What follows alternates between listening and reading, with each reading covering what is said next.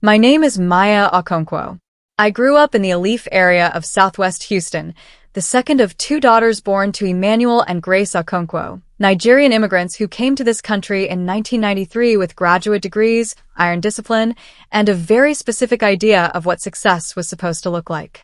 My father spent 20 years as an electrical engineer at a mid-size energy firm off the Beltway.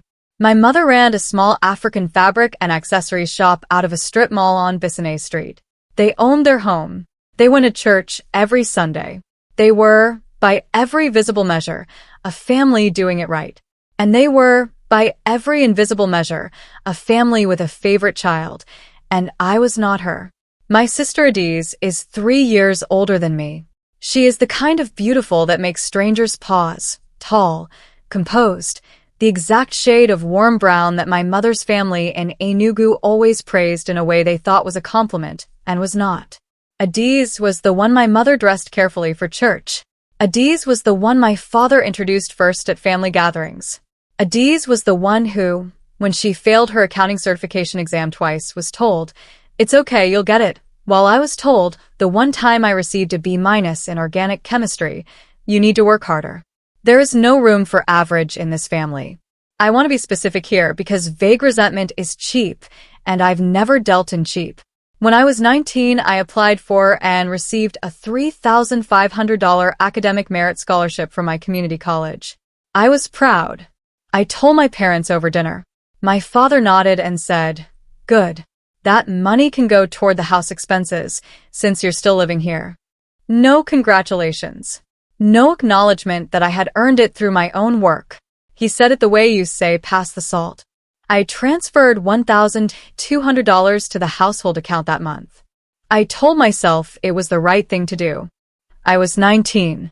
I believed the version of respect they had taught me. When Adiz graduated with her bachelor's degree at 22, a degree my parents had paid for in full, they threw a party in the backyard. They rented a canopy tent. They ordered jollof rice and puff puff from a catering company in Missouri City.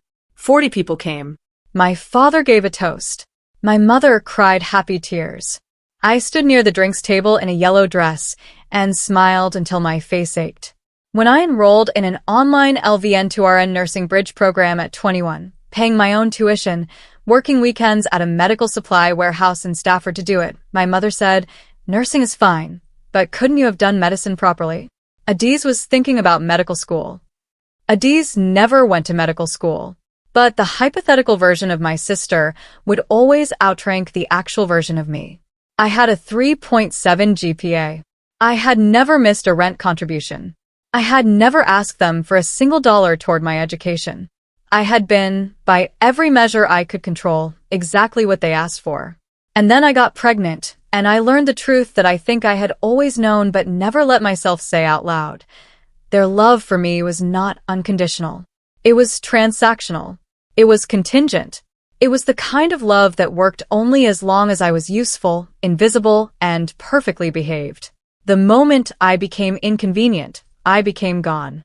What they didn't know was, I was already more prepared for gone than they realized. The Star of Hope Women's Center on Wood Street in downtown Houston smells like industrial cleaner and something faintly sweet. Someone's lotion, maybe, or the remnants of a donated care package. I know this because I stood in its intake lobby at 11:15 p.m. on a Thursday night with a green suitcase and a folder of nursing school documents, and I noticed every single detail the way you notice things when your brain is trying to give your heart something else to focus on. The intake coordinator was a woman named Ms. Bernadette. She had reading glasses pushed up into her locks and a Houston Rockets mug on her desk at 11 o'clock at night, and she looked at me the way people look at you when they have seen this exact situation 300 times and still haven't stopped caring about it. She asked me my name, my situation, whether I had any medical needs. I told her I was 8 weeks pregnant. She didn't flinch. She handed me a room assignment, a hygiene kit, and a printed sheet of resources, Harris County emergency grants, WIC enrollment, workforce solutions offices, food pantry schedules. I read that sheet 4 times before I fell asleep. My room had 2 twin beds, a narrow window overlooking a parking structure, and a woman named Deja in the other bed who cried softly around 2 a.m. each night for the first week and then stopped, and I never asked why. because some silences are private. We became something like friends. She brought me crackers when the morning sickness hit. I helped her fill out a job application for a hotel housekeeping position. We didn't talk much about how we got there. We talked about what came next. What came next for me was a plan. Within 10 days of arriving at the shelter, I had done the following. Enrolled in the Harris County Emergency Financial Assistance Program and received a one-time grant of $4,200 for displaced pregnant women, something I found on page 3 of Ms. Bernadette's resource sheet at 2 a.m. I applied for WIC. I called my online nursing program, explained my situation to an advisor named Mr. Castillo, and negotiated a deferred payment plan for the semester.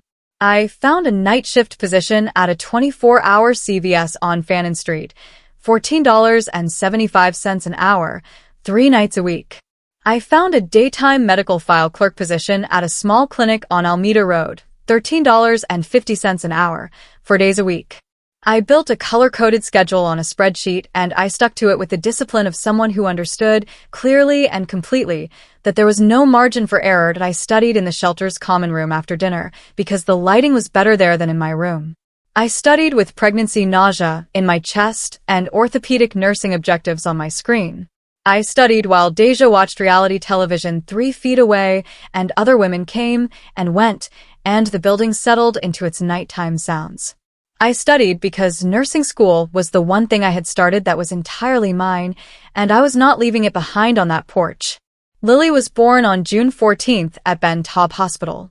6 pounds, 11 ounces. She came out crying immediately and loudly and with a full head of dark hair, and the delivery nurse laughed and said, "This one has opinions." I held her for the first time and felt something rearrange itself permanently inside me. Some old, aching need to be chosen by someone finally answered, finally quiet. I had someone to be chosen by now. I had someone who needed me to be the strongest version of myself. That was enough. That was everything. I passed my RN licensing exam 11 months after Lily was born. I scored in the 91st percentile.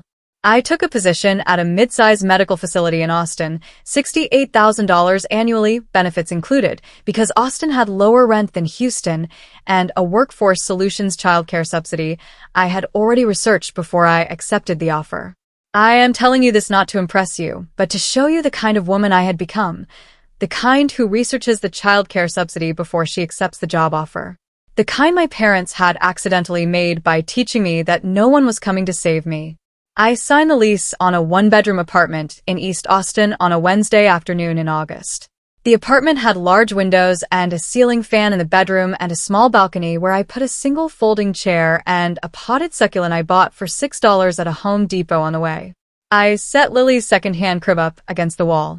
I taped one photograph above the kitchen sink, Lily at 3 months old, mid-laugh, eyes crinkled completely shut. I stood in that kitchen for a long moment. That apartment was the first place that was ever truly mine. And somewhere in Houston, in a house with a porch light still burning, 2 people had no idea what I had just built, or what I was capable of. That should have been the end of it. It wasn't. It was a Tuesday evening in early December, when my phone rang. Lily was on the living room floor in her pajamas, the ones with the small yellow ducks on them, arranging her stuffed animals into what she called a hospital. Dr. Bunny was the attending physician.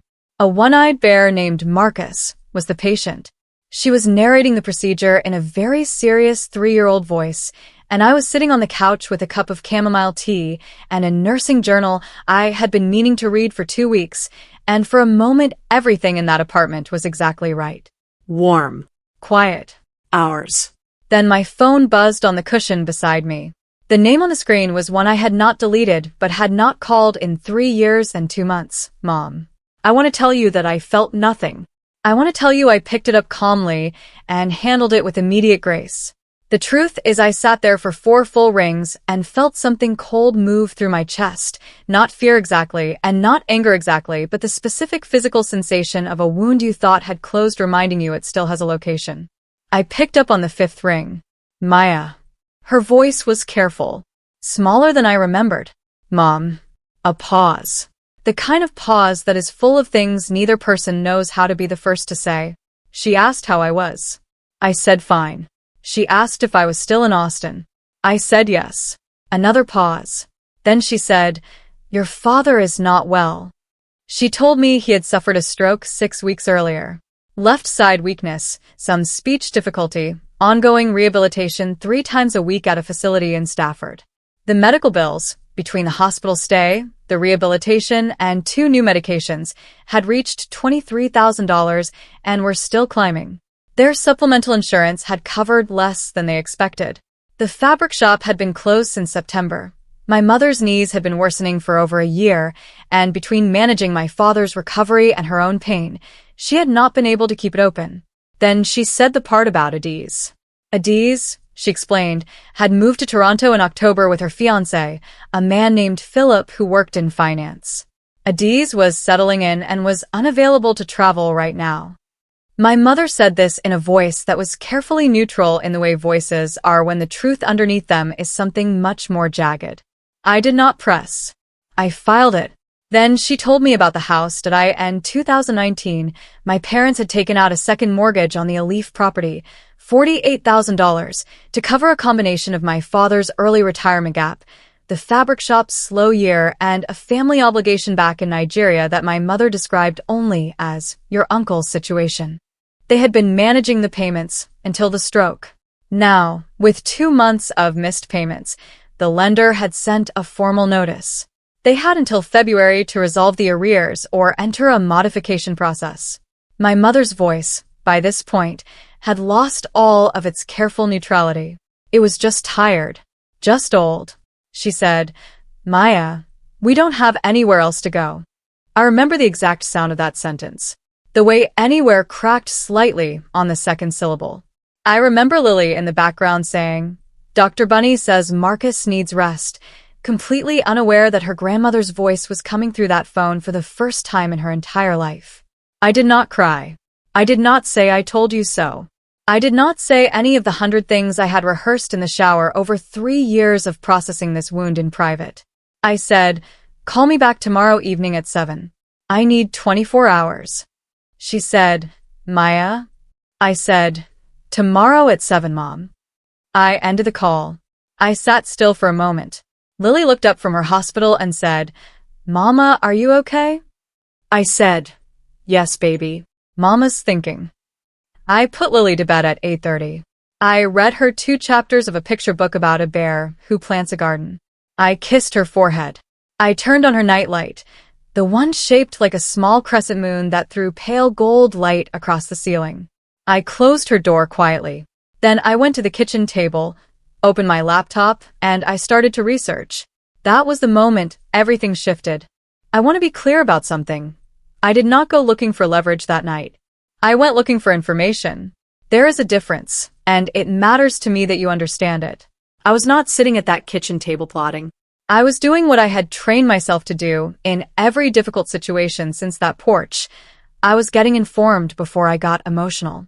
Emotion without information is just noise. I had learned that the hard way. I started with the basics. I pulled up the Harris County Appraisal District website and searched the Alif property address. The second mortgage was visible in the public lien records, $48,000 original balance, current arrears of $4,200. The primary mortgage had 17 years remaining. The property itself was appraised at $234,000, reasonable for that neighborhood in the current market. The picture my mother had painted was accurate. They were in real trouble, but not unsalvageable trouble. Not yet. Then I searched my father's name in the appraisal district's broader records. And that is when I found the Beaumont property. It was listed under a joint name entry, Emmanuel Okonkwo and Maya C. Okonkwo, on a 0.4-acre plot in Jefferson County, Texas, just outside Beaumont. Current appraised value, $47,200. Annual property taxes, $612, paid consistently, most recently in January of that year. I stared at that screen for a long time. I knew, distantly, that my maternal grandmother, Mama Equim, who died when I was 16, had owned land in East Texas. She had family roots near Beaumont going back decades, and she had purchased the plot sometime in the late 1990s as what my mother had vaguely described once as a little something she was holding. What I did not know, what I had never been told, was that my grandmother had placed my name on that deed before she died. Not Adi's name. Mine. I sat with that for a moment. Then I kept moving. I called up every document I could access. I found the deed transfer record from 2007, the year after Mama Equine passed, showing the property transferred jointly to my father as estate administrator and to me by name as a named beneficiary. I was 12 years old when that transfer was recorded. I had never been told. My parents had been paying the taxes on land that was legally half mine, and perhaps, given the nature of the transfer, arguable as entirely mine for 17 years. I printed the deed record. I printed the appraisal. I printed the tax payment history. Then I went looking for Adi's. What I found was not subtle. 2 months before my father's stroke, a withdrawal of $14,000 had been made from a joint family savings account my parents had held at a regional bank, an account I knew existed because my mother had mentioned it once in the context of the money we're putting aside. The withdrawal was a single transaction. I found this not through any private access. I found it because my mother, in a moment of exhausted candor during a call with a family friend, had mentioned it in a voice note that the family friend had forwarded to me 3 weeks prior, asking if I knew anything about it. I had filed it away without responding. Now I pulled it back out. Adi's had cleaned out $14,000 from a joint account 2 months before the stroke. She was currently in Toronto, unavailable to travel, settling in with her fiancé in finance. I printed the voice note transcript. I wrote the $14,000 figure on a legal pad and circled it. Then I made 2 phone calls. The first was to a real estate attorney named David Lerma, whose firm in Austin specialized in property and estate matters. I had found him 6 months earlier through a colleague at the hospital who had used him for an inheritance dispute, and I had saved his number the way I save all useful numbers, quietly, against a future I couldn't yet see. The second call was to a family law paralegal service that handled estate documentation and notarization for uncontested matters. I left a voicemail explaining what I needed. I was specific. I was calm. I did not use the word revenge because it was not the right word for what I was doing. I closed my laptop at 1:17 a.m. I washed my tea mug. I stood at the kitchen sink and looked at the photograph of Lily above it, mid-laugh, eyes crinkled completely shut, for a long moment. I didn't feel angry. I felt something sharper and cleaner than anger. I felt informed. I called my mother back the following evening at exactly 7 o'clock. I told her I had been thinking. I told her I was willing to help, not because the past hadn't happened, but because I had chosen not to let the past make my decisions for me. I told her I had some things I needed to discuss with her and my father in person before any help could move forward, and that I would drive to Houston the following Saturday. She said, "You're coming?" I said, "Yes. But, Mom, this is going to be a real conversation, not a performance. Do you understand what I mean?" A long pause. Then, "Yes, I understand." I spent the next 4 days preparing with the care I give to everything that matters. David Lerma, the real estate attorney, confirmed what I had suspected. The Beaumont deed transfer, given its structure and my grandmother's clear intent, gave me majority claim to the property. My father's role as estate administrator had been a temporary designation. It had never transferred ownership to him. The land was mine. He advised me not to sell it hastily and outlined 3 ways I could use it strategically. I chose the one that served the most people while protecting me completely. I also had a 40-minute call with the family law paralegal service. I told them exactly what documents I needed prepared. They told me the notarization could be done same day if all parties were present and willing. I scheduled it for Saturday afternoon, 2 hours after I planned to arrive at the house, at a UPS store on Westheimer Road, 6 minutes from my parents' home. I packed Lily's bag Friday night. Snacks, her Dr. Bunny, her small blanket with the stars on it. I packed my own bag with 1 change of clothes and a structured tote that held the following: a printed copy of the Beaumont deed and appraisal, a printed copy of the lien records and mortgage arrears, a printed transcript of the voice note referencing Adi's $14,000 withdrawal, a 2-page summary document I had written myself outlining the conditions of my assistance, and a set of signature pages prepared by the paralegal service. I drove to Houston on Saturday morning. Lily sang to herself in the back seat for most of the 3-hour drive. She had recently learned a song about a caterpillar that she performed with tremendous commitment and zero accuracy. I let her sing it 11 times. I needed the company. The house on my parents' street looked smaller than I remembered. The porch light was off. It was afternoon, full winter sun, low and golden. My father was in a recliner in the living room when I walked in, thinner than I had last seen him 3 years ago, his left hand resting in his lap at an angle that told the whole story of the stroke, without a single word. He looked at me for a moment with an expression I did not immediately have a name for. Then he looked at Lily, standing beside me holding Dr. Bunny, and his eyes went very still and very soft. He said, "This is her?" I said, "This is Lily." He nodded slowly. He did not speak again for a while. My mother made tea. We sat at the kitchen table, the same table where I had eaten 10,000 childhood meals, where I had done homework and studied and been invisible, and I opened the tote bag and I laid the documents out one by one in a neat row. I did not raise my voice. I did not revisit every wound. I said, "I'm not here to relitigate the past. I'm here because you need help and because I have chosen to be the kind of person who helps. But I am also a mother now, and I have a daughter to protect, and so this help comes with structure." I walked them through each document carefully. The Beaumont property, my grandmother's land, my name on the deed, 17 years of quiet management they had conducted without ever telling me it existed. My mother's face changed when I placed that page on the table. She opened her mouth. I held up one hand, gently. "I'm not angry about it," I said. "I just need you to understand that I know." I outlined what I was prepared to do. Using the Beaumont property as collateral, I could help them access a loan modification on the second mortgage, buying them 18 months of reduced payments and breathing room. In exchange, I required 3 things. First, I would be added as a co-administrator of their estate, with equal visibility into all financial matters going forward. No more decisions made without my knowledge. Second, Adi's $14,000 withdrawal would be formally documented, and she would be required to provide a repayment plan in writing. I placed the voice note transcript on the table. My mother looked at it for a long time. Third, both of my parents would write, sign, and have notarized a letter formally acknowledging Lily as their grandchild and as a named consideration in any future estate or inheritance matter.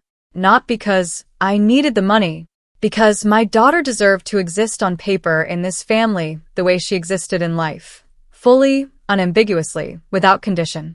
The room was very quiet. My father said, in his slower post-stroke voice, "You did all of this yourself?" I said, "Yes." He looked at the table. He looked at his hands. He said, "I did not know you had become this person." I said, "You didn't stay to find out." It was the only sharp thing I said the entire afternoon, and then I let it go. The paralegal met us at the UPS store on Westheimer at 3:15. My parents signed the acknowledgement letter. The notary stamped it. My father's hand shook on the pen from the stroke, from age, from something else that I chose not to examine too closely in that moment. I folded the notarized letter into my tote bag next to the deed. I picked up Lily from the waiting area chair where she had been very patiently feeding crackers to Dr. Bunny. I said, "Okay, baby, time to go." And I walked out of that UPS store in the low December light feeling something I had not felt in 3 years and 2 months. I felt like I had finally, completely, put something down. The months after that December visit unfolded slowly, the way real things do. There was no dramatic scene. No moment where everyone gathered and wept and the family was magically restored to something it had never actually been. Real life doesn't work that way, and I think you already know that. What happened instead was quieter and more complicated and, in its own way, more satisfying than any dramatic scene could have been. David Lerma filed the loan modification paperwork in January. The lender, a mid-size mortgage servicer based out of Dallas, approved a restructured payment plan within 3 weeks, reducing my parents' monthly obligation by $340 for the next 18 months and clearing the arrears through a one-time adjustment that the Beaumont property collateral made possible. My parents did not lose the house. That had never been what I wanted for them. What I wanted was for the help to come with honesty attached, and for the first time in my family's history, it did. The Adiz situation took longer. When my mother called her in Toronto and presented the documented withdrawal, the voice note transcript, the bank record I had obtained through proper channels, the formal repayment requirement I had outlined in the conditions document, the silence on the other end of that call lasted, according to my mother, almost 40 seconds. Then Adiz said something about how the money had been a loan she had discussed with Dad, which my father, sitting 3 feet from my mother, slowly shook his head at. Within 6 weeks, Adiz wired $9,500 back into my parents' account, all she said she could manage at the time. She sent a text message to my mother that my mother forwarded to me without comment. It was 4 sentences long, resentful in its careful politeness, and it referred to the situation as being handled. I read it once. I screenshotted it and saved it in a folder on my phone labeled, simply, documentation. Then I put my phone down and went back to my life. I am not going to tell you Adiz and I reconciled. I am not going to manufacture a sisterhood reunion that did not happen. What I will tell you is that she knows, now, that I am not the invisible second daughter anymore. That there are records. That I pay attention. Sometimes that is enough. Sometimes the boundary you set doesn't change the other person. It just changes what they're able to do to you. And that is its own kind of resolution. The Beaumont property I placed into a trust in March, an education trust, structured for Lily, accessible when she turns 18. At final appraisal, it came in at $51,400. My grandmother, Mama Equim, had been quietly holding something for me across 17 years and 1 death, and I like to think she knew exactly what she was doing when she put my name on that deed. I like to think she saw something in me that nobody else in that family was looking for. I visit my parents every 6 weeks now. Not out of obligation, out of choice, which is a distinction that matters enormously to me. My father has improved steadily in his rehabilitation. His speech is clearer. The left hand is still weaker than it was, but he has regained most of its function. He does not say much when I visit. He is not, and has never been, a man who apologizes easily or elaborately. But he watches Lily with an attention that I recognize. It is the same attention I used to wish he would turn on me. I watch him watching her, and I feel something that is not quite forgiveness and not quite grief, but lives somewhere in the honest space between them. My mother has said sorry. Once. Directly. On a Sunday afternoon in February, when we were alone in the kitchen while Lily napped on the couch and my father watched football in the next room, she said, "I should not have let him send you away. I have carried that." She did not elaborate. She did not perform. She just said it quietly to the kitchen counter, and then she turned back to the stove. I said, "I know, Mom." And I meant it not as absolution, not as erasure, but as acknowledgement. I know you have carried it. I have carried it too. And I am choosing, right now, on this specific Sunday afternoon in this specific kitchen, to set some of that weight down. Not all of it, but some. Lily met her grandparents properly for the first time on that December visit. By February, she was calling my father Grandpa Manny, a nickname she invented herself that made him laugh in a way that moved his whole face. She had, without being told anything, without understanding any of the history, walked directly into the middle of this complicated family and simply loved people. The way children do. The way we forget to. I stood in the doorway of that living room on a Sunday in March, watching my father hold my daughter on his lap while she explained at length why Dr. Bunny was the most qualified physician in her stuffed animal hospital, and I felt something I had been waiting a long time to feel.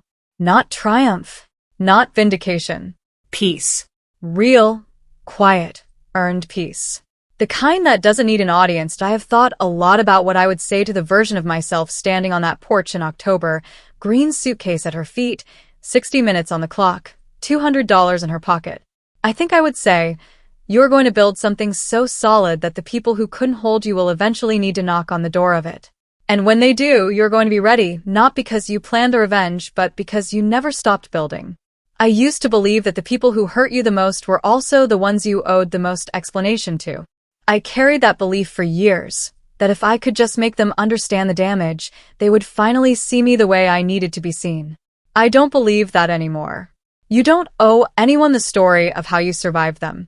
What I know now, at 25, raising a daughter who calls her stuffed rabbit Dr. Bunny, in an apartment with large windows and a balcony succulent that has somehow survived 2 Texas summers, is this. The most powerful thing I ever did was not the documents or the deed or the notarized letter. The most powerful thing I ever did was refuse to let their rejection become my definition. They threw me out with a suitcase and 60 minutes. I left. And everything I built after that, every overnight shift, every nursing exam, every lease I signed alone, every morning I got Lily dressed and fed and loved without a single person in my corner who shared my last name, all of it was mine.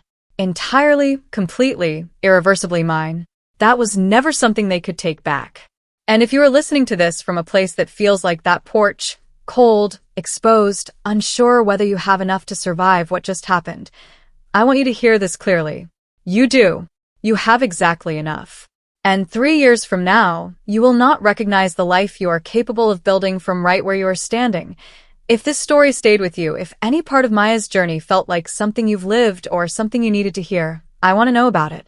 Drop a comment and tell me, where are you listening from? Not just your city, your situation. Are you in the middle of your porch moment right now? Are you 3 years out, looking back? Are you somewhere in the quiet, exhausting middle of building something nobody else can see yet? Tell me, because this community is built on exactly those stories, and every single one of them matters. If you're new here, welcome. This channel exists for the people who were told they were too much, not enough, or simply inconvenient. You are none of those things. Hit subscribe so you don't miss what's coming next. And if this story meant something to you, share it with one person, just one, who might need to hear it today. You never know which porch someone is standing on right now. I'll see you in the next one.